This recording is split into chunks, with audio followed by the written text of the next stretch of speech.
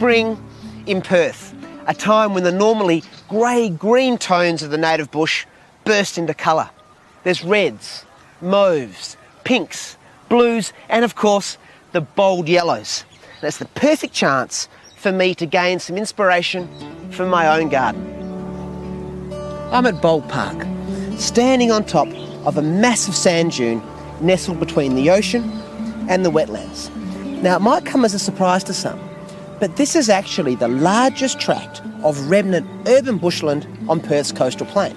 And at 437 hectares, it's just slightly larger than its more famous cousin, Kings Park.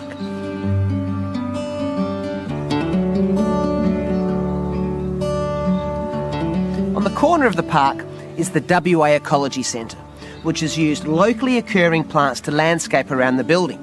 Essentially, it's a managed garden, which means if the plants look good here, they can also look good at home. And if the conditions are right, they won't be restricted to Perth. Let's take a look at some stunners.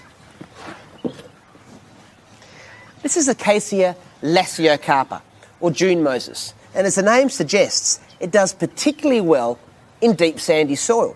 But it's surprisingly tolerant of a whole range of soil types, including wet, heavy soils.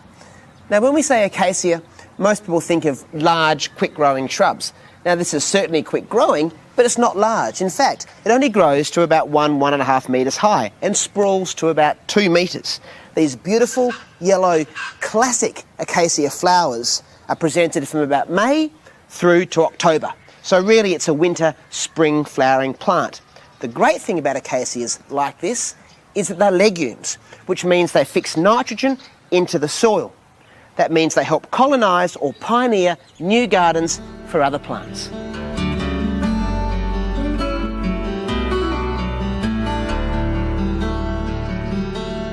Well, here's one that I haven't tried before.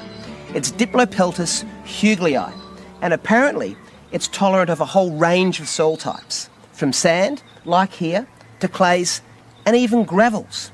It's a low shrub to about 1 metre with a really open habit, and it puts on masses of pink to mauve flowers from April right through to Christmas time. The bees clearly love it, and I reckon it would look fantastic in rockeries, mass planted. And it's certainly one that I'm going to try at home. This particular native wisteria is called Hardenbergia comptoniana, and it's the native one to the Perth Swan Coastal Plain, and it thrives on sandy and limestone soils. Now, there are other species and cultivars common all around Australia, but this one, well, I've got to say, it's particularly vigorous. So whilst it will take off and fill out a space, be mindful of where you plant it. I've been caught out before where it's smothered other shrubs and plants in my garden. It's another one that flowers from winter into spring. And look, check out these flowers. Absolutely beautiful. Surely nothing could be more West Australian than this. It's Anigozanthos manglesii, also known as Mangles Kangaroo Paw or red and green kangaroo paw. And it's WA's floral emblem. Now, strictly speaking, it's classified as a perennial herb, and it dives back down and then reshoots from an underground rhizome. But I find in home gardens, it's really best grown as an annual.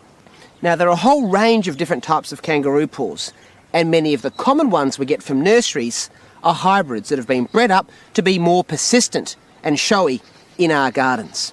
This one, as an annual, is actually available from garden centres in seedling punnets, and it's great for hanging baskets and pots or bedding displays.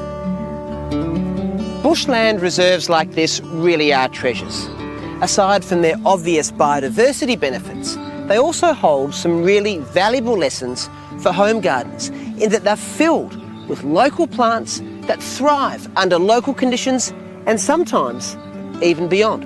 And I've got to say, time spent in them is well worth the effort because they also recharge the spirit.